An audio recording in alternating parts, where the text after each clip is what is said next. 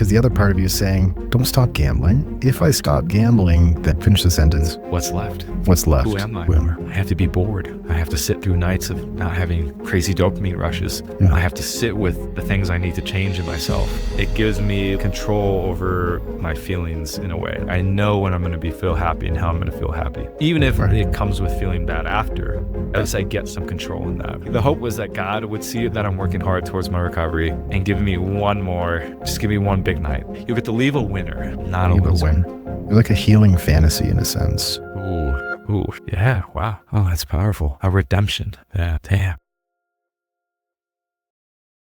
Your story about gambling highlights something that's universal about recovery and addiction. And it's the concept of ambivalence.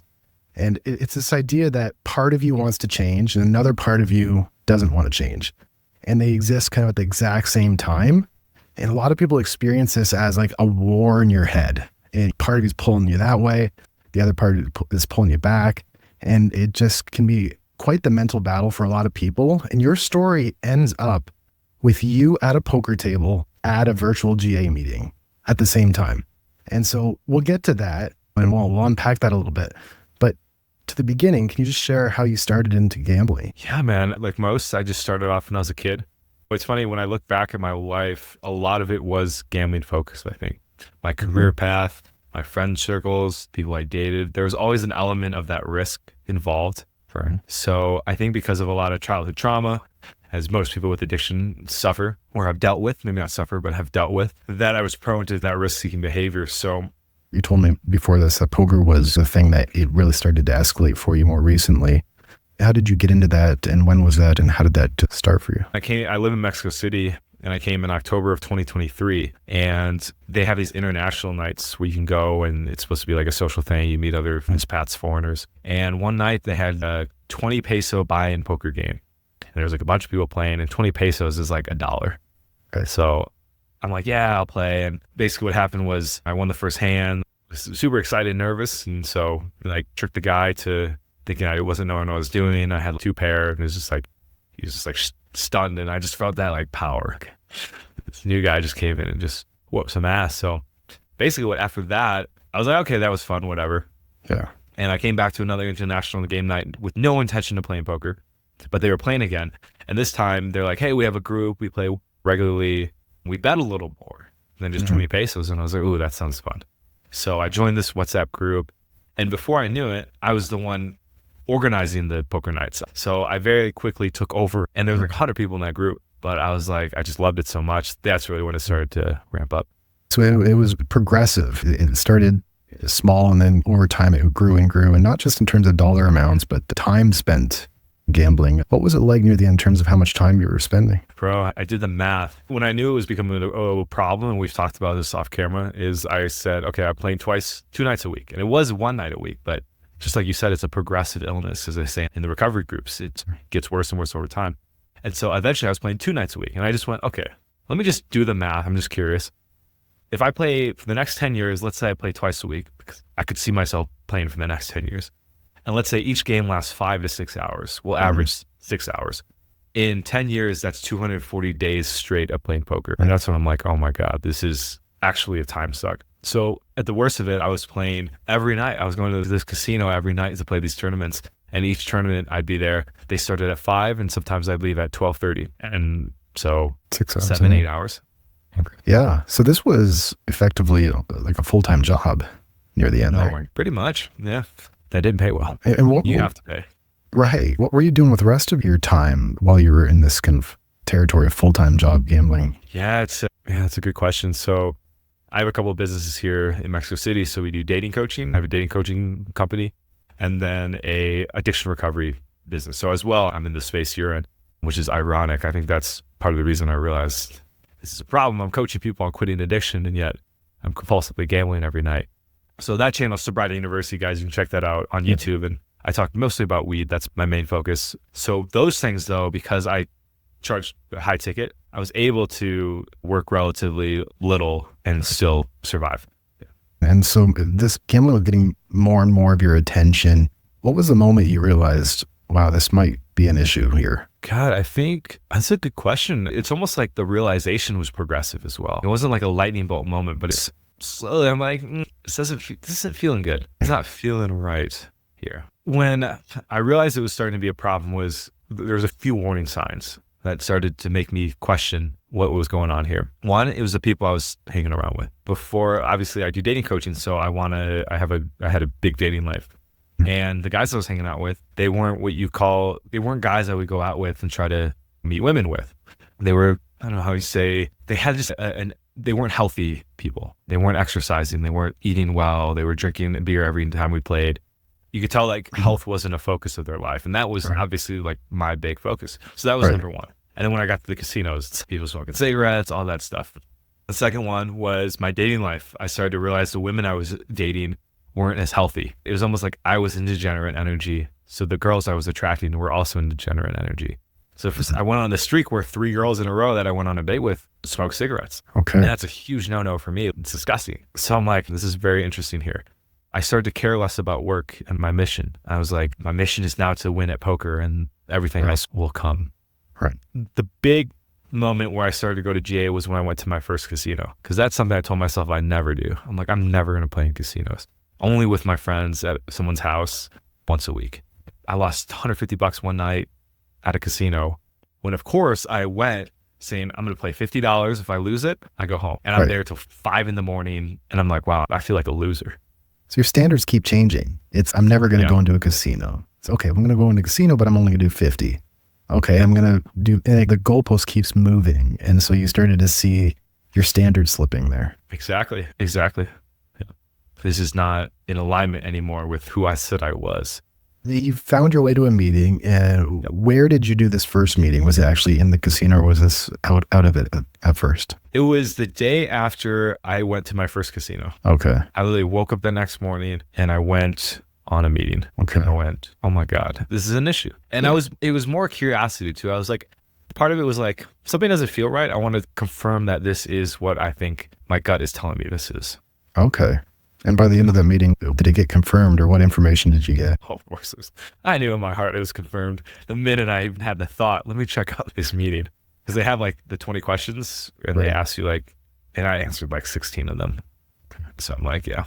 You knew. I knew. And so after that meeting, again, ambivalence, part of you wants to change, part of you doesn't. You go back to the casino, I'm assuming. Yeah, here's what happened. I went to a buddy who was playing high stakes games. Because like you said, it was progressive. So before it was like 20 pace, like $1 games and $10 games. And this one was a cash game where you could bet as much as you want. And this professional guy, he's ranked in the top 100 in the world. He was there. He's won over $1 million playing poker in his career. He's like on the website and everything, Australian guy. And I can't like the buy-in, it was like 1,000 pesos, which is $50. But he comes in and he puts $250 down, which is the max buy. So I'm like, instantly I'm like, oh, this is a different level here. And I ended up losing the second hand to an 8-3. He pulled 2-pair 8-3. And that's the thing about poker too. And like these games, is luck is always going to beat you. And even though I had like trips or something, or I had a pair of aces, but he beat me with two pair ace-3. Like who plays 8-3? It's the worst hand in poker. But anyway, I was there for the whole night. I ended up being down $600 at one point. And I was like, fuck, dude, this is not okay. I'm down $600. And thankfully I won it all back and then some. So I left actually up like $200 from being down 600. And that's a lot of money for me, to be honest. So for me, that was the realization. I thought I had beat the game. I'm like, okay, I'm actually good at this. Okay, that was so false. You were second guessing the gambling problem, and you were thinking, actually, maybe I'm just good at this. Yeah, because I came back from a fucking $600 to the up money. And I beat this guy who's ranked 100th in the world. So this is not a problem now. This is like a business, an opportunity. Yeah. Opportunity. Yeah. How did it go from there? I won the next 7 games I played. So GA is in the back of your mind, like it's like way in the rearview mirror, I'm assuming at this point. You're like, no, I'm just good. I'm just winning all the time now. Dude, it was fun. Exactly. I was texting my temporary sponsor at the time during that loss to be like, hey man, I just lost $600. I'm just saying this is probably going to be my last game. I need to make a change. And of course I won everything back and then some. I didn't tell him that. Okay. I just left it at that. So I wasn't texting him anymore because I was waiting. You disappeared. Yeah. So what happened after that streak? Yeah, then the streak went in reverse. I'm like, okay, now I can play higher stakes games. I can play casinos. And it's funny because this is where I knew I was a gambler, is that I'd always be up. I'd always be up. After an hour, I'd be up double because I was good at poker. And then I would just start to get bored and I would start to care less and be more risky. And then I would get impatient and chase my losses. And by the end of it, I'm down. I lose all the money I came with and then I buy in 3 more times. So that's when I knew it was a problem, when I was actually winning, but I wanted to play more than I wanted to win. So I would lose. Right. Yeah. It wasn't about the money at that point. It was about the experience. It was about both but that was the thing. It was like, I wanted more money. It was like, more. I need to win more. I need to win the casino. I need to be the guy at the table with everybody's money. Okay. Then I'll be complete. Yeah. It sounds like the money was representing power. I think so. Yeah. And that's one of the 20 questions. You get a rush of power when you gamble. Do you feel better than other people? I was like, yeah, damn. Yeah. So that's what it was. That's what it was really doing for you. I think so. It was a part of it for sure. Yeah. And it was like when you look like an athlete, I bet you played sports. When you're like the leading scorer for your team that day, everyone's congratulating you. Everyone's looking up to you. Everyone's like, Steve's the shit today. Parents are congratulating you. And it's like that energy when you're winning at a poker tournament. They're afraid of you almost. Yeah. Afraid of you. Yeah. Even that, like the sense of power that you have in that, the invincibility, like so cringy. Dominance. Like you got this winner effect going on. Self-esteem through the roof. Yep. They look up to me. I'm successful. This is, 100%. And we'll come back to this, what it's doing for you. Again, we'll go to the other side. The voice saying, this is a problem. There's one voice saying, you're good at this, keep going. The other voice in the back of your head now, rear view mirror, saying, this is probably an addiction. When did that come back in? When did the GA come back into the picture? When I started to lose. I started to go on some losing streaks. And they were losing streaks where it was almost like I didn't lose like 10 bad hands in a row. I lost the hand I should have won, technically. So it almost felt like a cruel joke. Like I was at these tournaments and I'd be 10 people get paid out. I busted out at 12 and there was 80 people that entered. So that was the first moment where I'm like, fuck, are you kidding me? There's that anger that I didn't win when I was so close. It felt cruel.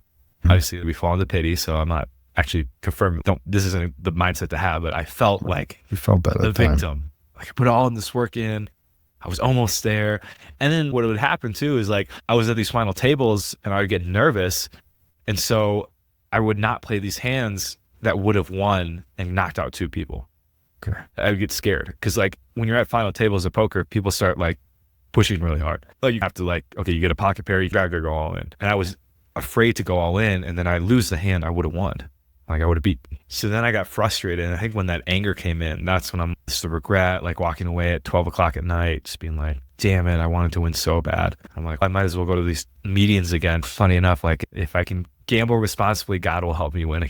Okay, so you were going to GA to gamble responsibly, fully knowing that 12-step groups are very much about all or nothing. Like there's a sense that, okay, if I do the right thing, God will reward me. Exactly. I got to be a good boy. I think be one of those ones that are successsul. If I'm succeeding at gambling, then I'm fucking win at gambling. The logic doesn't make sense, guys. I know. No, it doesn't matter. But yeah, this is the mindset of addiction. Yeah. And so to stay with the feelings, we don't need to judge it. We just look at it. It is what it is. But when was that moment when you were at the table with the GA meeting? Was that kind of after all that happened? It was during. Okay. It was during because I was still like, what I would do is I would get at the table for the tournament. Okay. And I would start watching. I'd be listening to content on how to be better at poker. Okay. So and I was very focused. I was in the game and then I'd start to get bored. So then I'd start to turn on music. I'd start to watch other YouTube videos. My dopamine would drop, so I'd be less interested in the game. And then then I would go to the Gamblers Help meetings. I would watch videos, YouTube videos on quitting gambling. I think I actually found your video at a poker tournament, but I just didn't watch it while I was playing. Oh. So I was like, I was like playing while researching how gambling can fuck up your life. Because like you said, there's a part of me that was like, Joel, maybe your life would be better if you weren't doing this. You're not getting that high you were, so now you're just being miserable. Something ain't right. And when you were actually in this virtual GA meeting, was it like through video call on your phone while you were at the tournament, or how did that go? Yeah, a lot of meetings you can have your camera off. So my camera was off, but I was nervous because I play with my chips. So while I was sharing, you could hear the sound of chips in the background. Like people like throwing chips in the pile. So I was Were like you playing actually a in this hand. game, or were you out and just watching it? No, I was in the game. You were So I was actively playing a hand while doing my share. Interesting. This is fascinating. Tell me about that experience. Did I win the hand or not? Did God bless me with a victory that night? The Like, experience. what were you actually sharing? I'm assuming you were not sharing where you were and what you were doing. I think I might have. I think I might have been Okay. like, "Hey guys, I'm at a tournament. Like I'm playing Okay. poker." Okay. At least one of them I did. I think maybe another one I didn't. What I was doing though is I was sharing as if I was not playing. I was sharing as if I was outside. The tournament was over. Like I was sharing almost from the anger from the night before. Okay. So I was still in that. And if you guys who have gambled, like you chase losses, so there's that anger and that frustration that's there. And I was sharing from that place. Like there was a part of me too that I was like, I hope I just have this lightning bolt moment where I say, I'm leaving, I put the cards down and I walk out and I never come back again. That was also a hope. It was like an inner battle there. There's parts pulling you in all these different directions and you're waiting for something to take hold in a sense. Exactly. I was waiting for God or higher power. I usually say higher power, not religious or anything. I was waiting for higher power to just give me the peace I was looking for. And of course, that's not how recovery works. You got to work at it. You actually got to go through some pain and some inner soul searching and do the steps if you do the steps, or get a coach like yourself to help walk you through it. So that's when I realized, oh, this is like an active thing I have to do. I can't just show up to these meetings and hopefully have it just be removed. I actually have to do the work, which means I have to stop gambling. Fuck. Because the other part of you is saying, don't stop gambling. If I stop gambling, then finish the sentence. What's left? What's left? Who am I? I have to be bored. I have to sit through nights of not having crazy dopamine rushes. Yeah. I have to sit with the things I need to change in myself. No gracias. Just keep playing poker. The poker kept getting worse, and that became miserable. So like, I might as well I gotta face misery. I might as well do one that at least lets me keep the money I have in my bank account. Let's do that. Yeah. It was, this part of it was protecting you from facing the pain of things you needed to face, but didn't want to. Exactly. What was it you had to face? Big thing, my dating life. I do dating coaching, but I wasn't dating the women I want to be dating. I wanted to be dating. Like I said, I was dating girls that were against my green flags. But I want to get laid, so I was going to go through with it. So I knew what I really want is a long-term relationship, and I know what kind of girl falls into that category, but I wasn't meeting those girls. So I knew I had to attract who we are. So I'm like, okay, if I want to date a healthy girl, is a girl that I want to date seriously going to be playing poker 5 nights a week? Hell no. Are you kidding me? Hell no. So that was one thing. Two, and this was interesting, poker was giving me, so I definitely have an addiction to sugar, and I was working on getting off that again. So poker gave me a reason to stay off sugar, because if I stayed off sugar, my mental clarity was way higher, my dopamine was way higher, and I was so focused on the game, I could play way better poker. Or if I had a binge on sugar, going to the poker helped me get through that first night of withdrawal from sugar. Like I could play poker to not have to think about the withdrawal. Okay. Yeah. It's a distraction. So a distraction. So what I realized is, okay, if I quit poker, I got to actually get through my sugar withdrawals by sitting in my bed and feeling them. Yeah. Avoiding pain and Absolutely. various forms. There was the sugar, there was your dating life, not where you wanted it to be, compromising your values, not feeling like you are who you want to be. What about business? Where were things in terms of your satisfaction, in terms of success in that department? That was it. When there was a weird energy, like when I was winning at poker, we were getting clients. Because there was almost I was just attracted, because I didn't care if we had business or not. So almost in a sense, we got more business. And maybe it was just a coincidence. But as soon as I started to quit gambling, I'm like, oh, like now I'm like, I started getting nervous about work. Okay, now we have to like make changes in our business, get more clients, figure out new marketing strategies, and put the work into that. Also, I put a lot of money into crypto. So crypto is another form of gambling that I've stopped. So it's been over 30 days since I've invested in crypto. But I put a lot into crypto. And as you guys know, before the last 2 months, there was a huge, after Trump got elected, huge boost and everything was booming. So I was making a lot of money in that, but I was holding it because I was still waiting for the big boom. Crypto started to go down too, and it's actually tanked quite heavily. So like my whole plan of making a lot of money in crypto was starting to disappear. So then I'm like, to the business side, I'm like, okay, now we have to double down on our business. So there's a lot of like reality was starting to come back into play. It feels almost as if poker felt like a business, like a project or something that became a business for you. I think so, actually. Yeah, it really was. But it was a very fun business. Yeah. Like it has the aspects of business where you can make money and in the long term, and if you're addicted to it.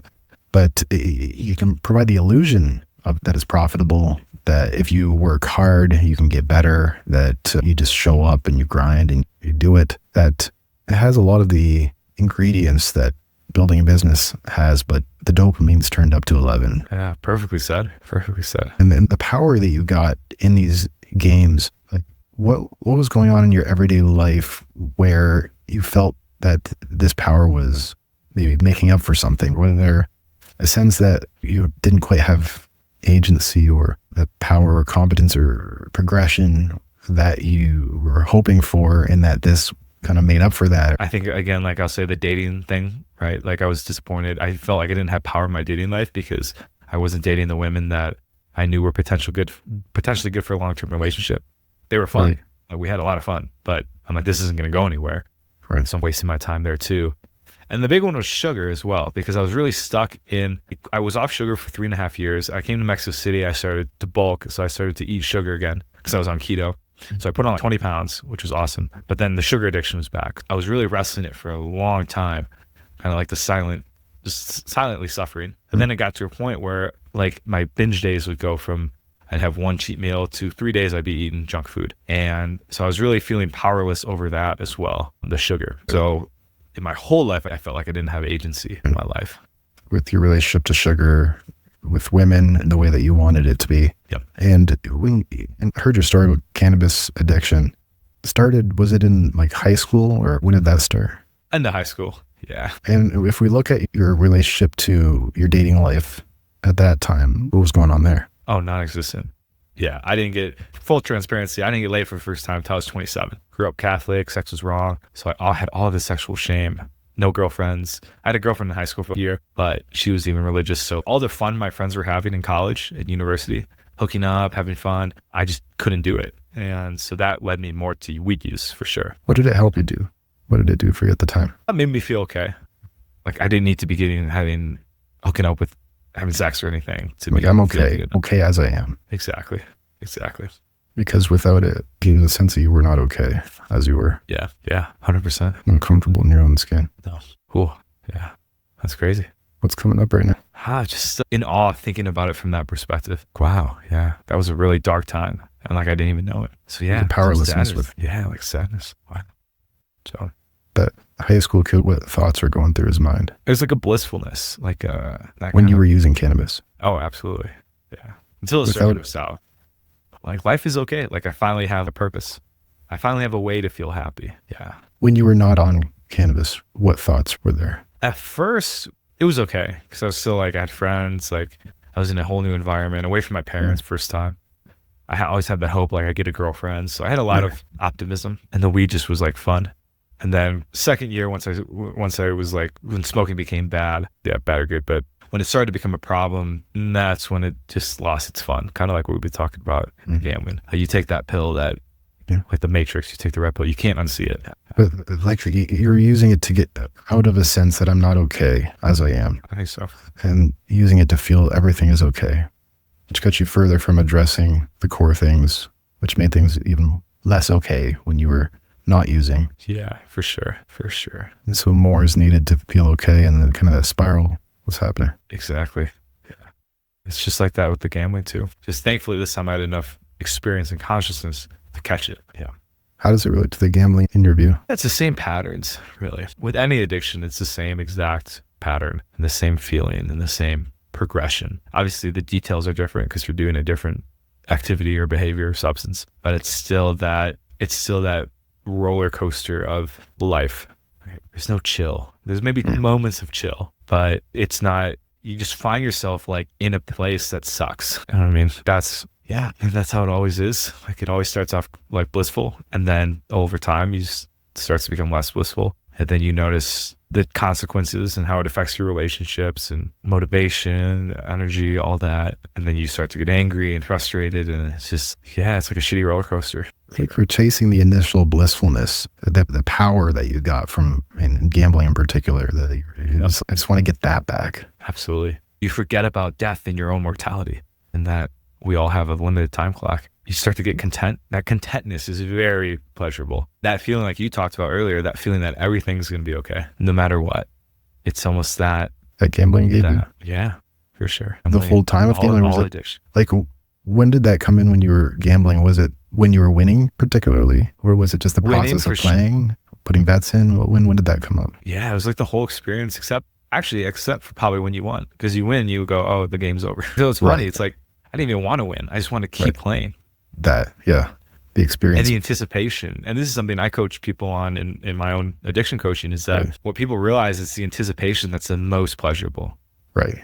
Thinking about going to the casino, placing that first bet, the smell, all that stuff. And then you actually sit down and you're like, oh, like I'm the same person. Fuck. So it's the anticipation, everything's going to be okay. You're walking in, the smell, the environment, placing the bet, the anticipation gave you the everything's going to be okay. Yeah, 100%. I have something to look forward to be excited about. At a time Everything where else, I just got to get through my chores and then I can play. Something to look forward to. That's 100%. maybe hope. Also, oh yeah, lots of hope nonetheless. Yeah, lots of hope. It's gonna be my night. It's like these illusions of hope, illusions of invincibility that are hollow. That when you sit down and you said, it's, oh, I'm just the same person. It didn't change me. Exactly, man. Exactly. I think sugar could be a good example, right? As soon as you eat that cookie, you're like, oh, now I feel like I don't feel as good. But this was supposed to make me feel so good. Yeah. Like maybe it did at one point. Right. Yeah. Like in the beginning with gambling, in the beginning with cannabis, chasing the ghost of that initial thing that it gave you and never really delivering. I think so, man. I think so. Yeah. So this underlying discontent or dissatisfaction, not being comfortable with your own skin, you hear that a lot in the 12-step. I'm assuming it's a very common thing. You alluded to traumatic experiences. You don't need to go into a lot of detail, whatever you're comfortable sharing, but what type of thing generally were you referring to when you said that in the beginning? A lot of different things. I was adopted, so that was at 3 months old. So that's one that like is unprocessable, at least like it's got to happen on its own. But that, getting ripped away from my birth mom and then from my foster mom, who was the woman I formed a bond with, because those first few months are really critical for your pair bonding. And then I got brought to somebody that from all the way around the world who had a lot of anxiety, love or death, had a lot of anxiety though. And so that was a big one. And then, all white town. So not really fitting in,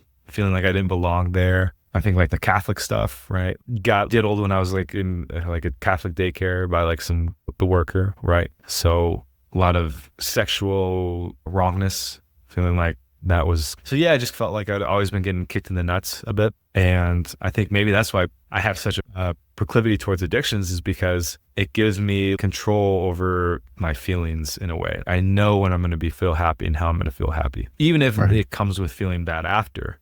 At least I get some control in that, versus when I was a kid, I think I felt like I didn't have control over feeling good. And when you discovered cannabis, you realized this gives me control over my feelings. I know I can feel good and everything's okay with this. And porn was a big one when I came of age. That was another one. Like I felt like I could have control over a very pleasurable feeling. Yeah, that one's been almost 6 years off, which I know if you're a man, the faster you can get off that, guys, the better.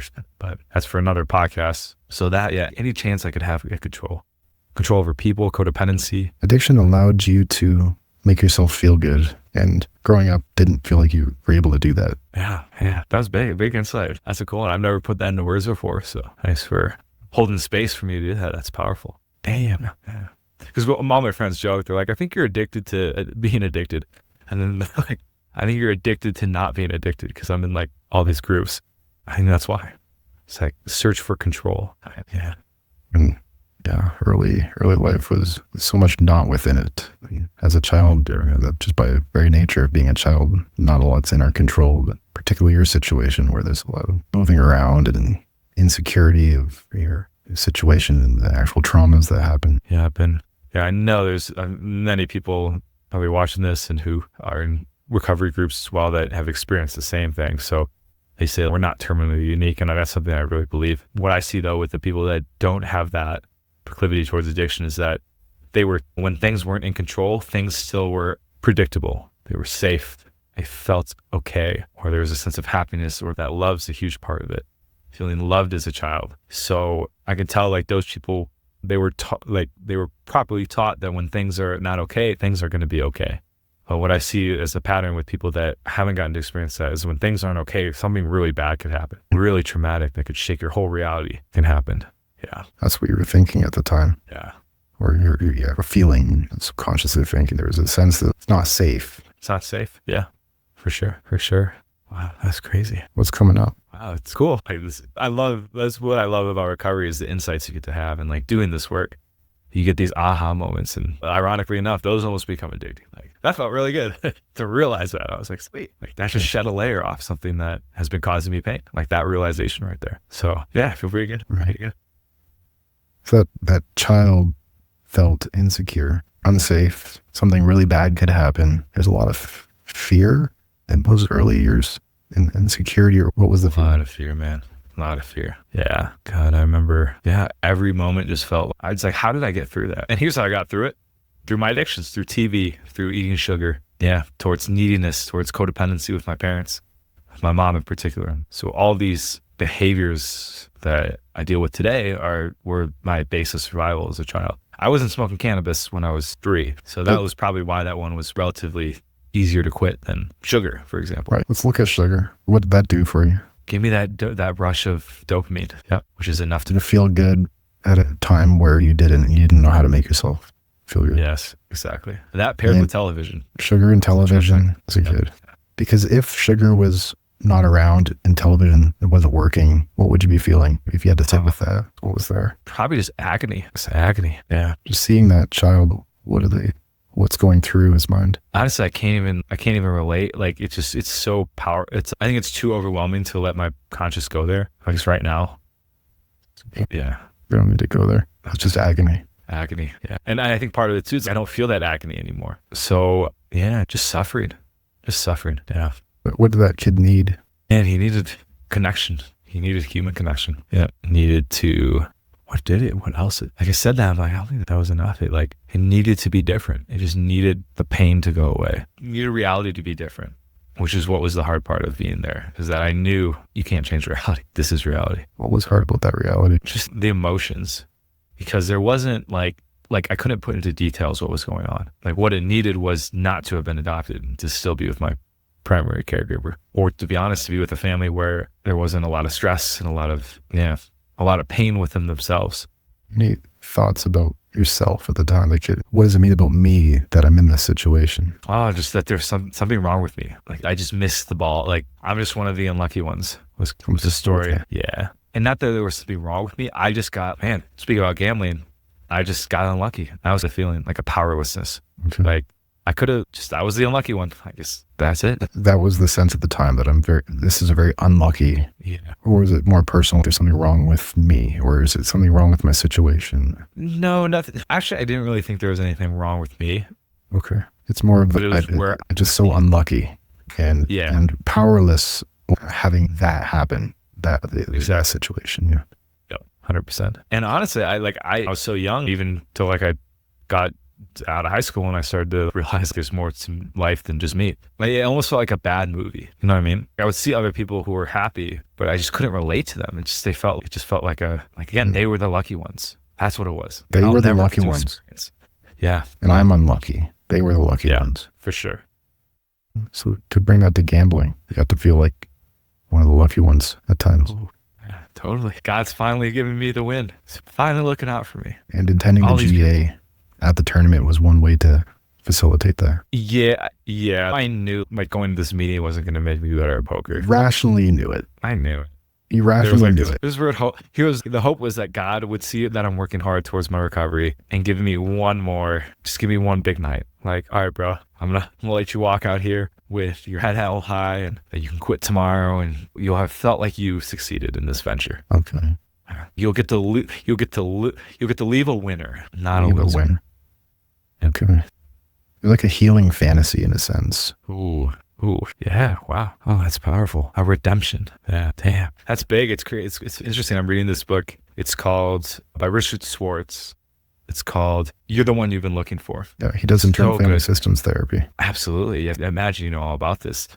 And it's blowing my mind because one of the things they're talking about is that we search out these people or things or events or whatever it might be as a hope of being, like you just said, rescued, redeemed. And like what he's obviously teaching is that none of those can ever redeem you, besides maybe temporarily. Like, you got to do that work in yourself. And so when you just said that, I was like, damn, that's so right. I was totally You're seeking trying redemption in these tournaments. Yeah. Steve, you do this for a living, man? I do. Very good. Yeah. Thanks. We've got about 5 minutes here, so yeah, looks like we got somewhere. I think so. Different than a normal interview style, but how you feeling? Okay. How you doing? Just checking in with you. Been good. Yeah, feeling like a little buzzing a little bit, a little high off these insights. Wow. Going Wilson. He's like, wow, it's very cool. I think, and I guess now my mind's going, okay, what's next step? So I'm off gambling. I've got my food way more in check. It's been pretty cool. So I'm starting to feel human again. I'm starting to feel alive and happy and excited to be around people. But I still see now there's this next level with the IFS stuff. So I've been looking for this redeemer. And now the question is, how do I refine that in myself? Because I'm still looking through it for money. I'm still trying to find that girl that's going to be the girl I've been looking for. There's a black and whiteness says it has to be one or the other. I can't meet anybody or have money to figure this out. It's not an external thing that's going to solve an internal problem. But where's the balance between I still want those things and how can I have those things? Of course. Yeah. It's both. It's self-acceptance plus getting the things you want and value. Which comes first? Probably the former. Yeah. If you're doing it the other way around, that's addiction, isn't it? Oh yeah, I guess so.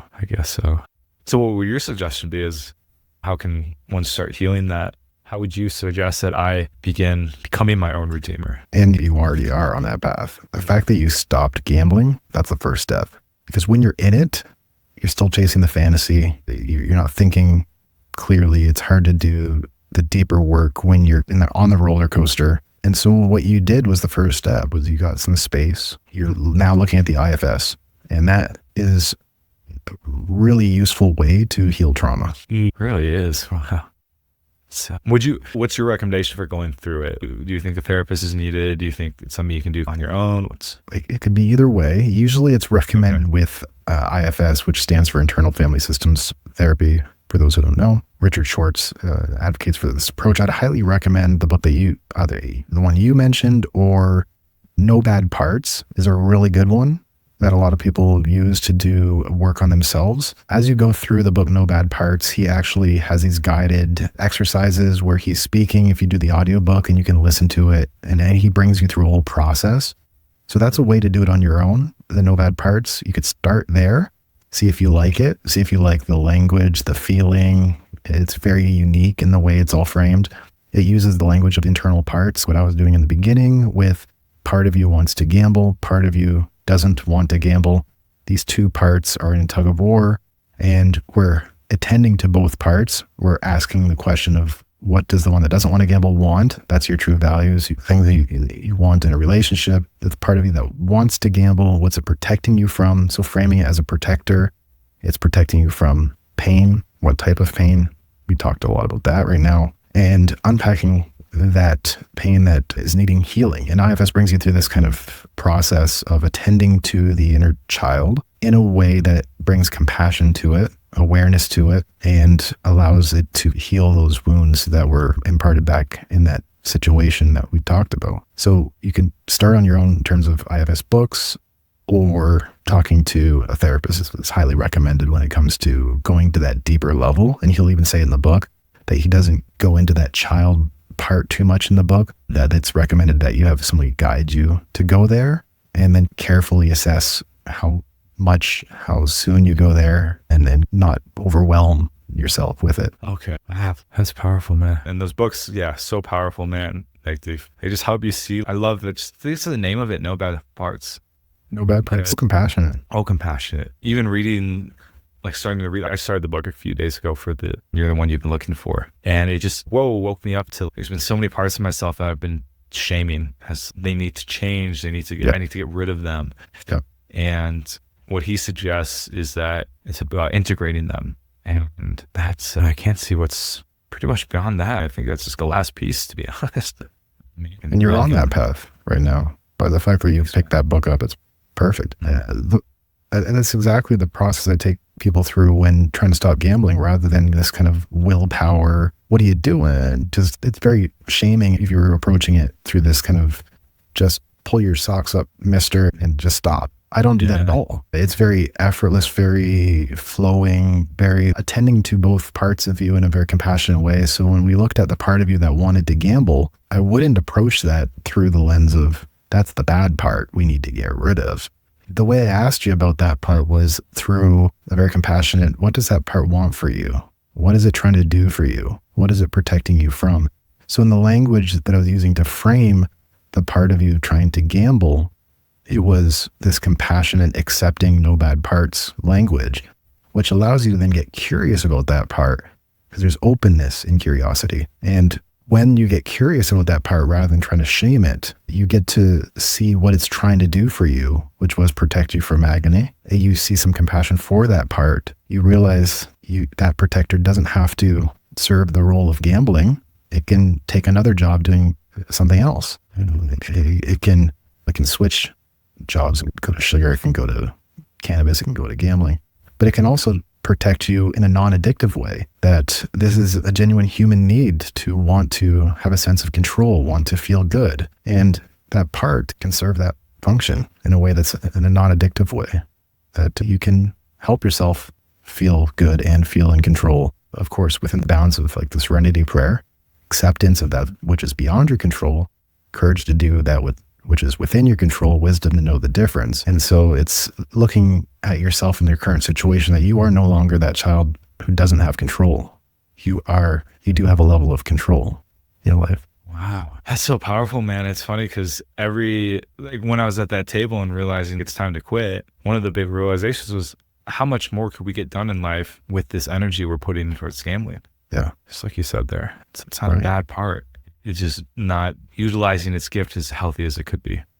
That's what changed when you did the math. You started counting, 6 hours a day times how many days and how many years. You started to look at the return on investment for this activity. And you started thinking, if I put this toward my business, I can actually move myself forward in a way that feels good and that has a sense of control associated with it. Exactly. Wow. And that's control. Even that's like a trigger word. So I'm glad you're bringing that up because I think I'm afraid of having control. Like I feel like there's something in me that's saying that's bad. Like you shouldn't have control. And what I'm hearing you say is it's okay to have control. Like we have control over things. Yeah. And it's like you can, in 200, that was a big rose. Like 260 days of gambling straight, you could start 8 businesses in 260 days. Nonstop work. We don't need to fixate on it in the rearview mirror of all of the things I could have done, because that in itself can also be very detrimental, where it's also this shaming mentality of, I could have and I didn't. And it really gets you stuck in the self-pity mode. But just recognizing when we say control, we're not saying full 100% control over everything, like you're God or something like that. We're saying that there is some level that's very different than what you had as a youngster. There's agency here, and it doesn't have to be like invincible, dominant, beat the casino energy. It can be slowly chipping away at building a business, and that's some control, but it's not ultimate control over everything. It's accepting of so many factors beyond it in terms of your marketing and uncertainty in the economy, and there's so many things beyond it. But that's where the serenity prayer really comes in, of you're owning the thing that you do have control over while letting go of the things that you don't. Man, yeah, the wisdom, know the difference. Yeah, that's funny. I'm laughing because until this moment I was like still viewing it black and white, which is it's a trait that people in addiction have. Either I'm in control or I'm not. Exactly. Okay. Yep. Or even like another layer, if I have control, I'm bad and I'm being like controlling, like I'm a controlling person. It's like narcissistic psychopath, controlling guy or something. Yeah, it fucks. But then it's funny because then the switches, it's okay. Then I give up control. Now I'm a martyr and a people pleaser. So I think that's where that wisdom comes in, like you're saying, is there's all or nothing. All or nothing. Yeah. Thanks a lot for coming on here and for the vulnerability of going deep. You told me in the beginning, nothing's off limits. So I don't know if you knew that we would be doing that deep, but thanks for hanging in there and going to some pretty deep places. You're welcome, man. Thanks for having me. Thanks guys for watching. So if you want, where do people find you if they want to reach out? Yeah, so I have a couple YouTube channels. Sobriety University's the addiction-based one. And there's actually an interview with you, Steve, on it. I definitely recommend you guys check that out because you'll get to see some of your insights onto this as well. It's a great interview. And then my other channel is Mexpat Dating. So that's one where we talk more about how to go out and start building a dating life, meeting women and all that stuff. That's also available as well. And yeah, I can just say, yeah, check out Steve's stuff, man. I found your video at Shake Shack after a poker tournament, and then I instantly scheduled a call with you. But there's a waiting list, but thankfully I got in pretty quick, because I would have talked to you right then and there. I was like ready. And if you guys are out there and you're struggling with gambling, man, like, you can get through it. You can turn your life around, and it's something you won't regret doing. That's the biggest thing. I was so afraid I was going to wish, like, just crave gambling for the rest of my life. Nah, there's not an ounce of me that wants to do it anymore. Just, it fades. Yeah. Once you get some space from it and you heal and see it for what it was really doing, the cravings can sometimes go away completely. 100%. 100%. Yeah. What's a hopeful message? You can do it. And so check out Sobriety University, Expat Dating. Thanks for coming on. Thanks, man.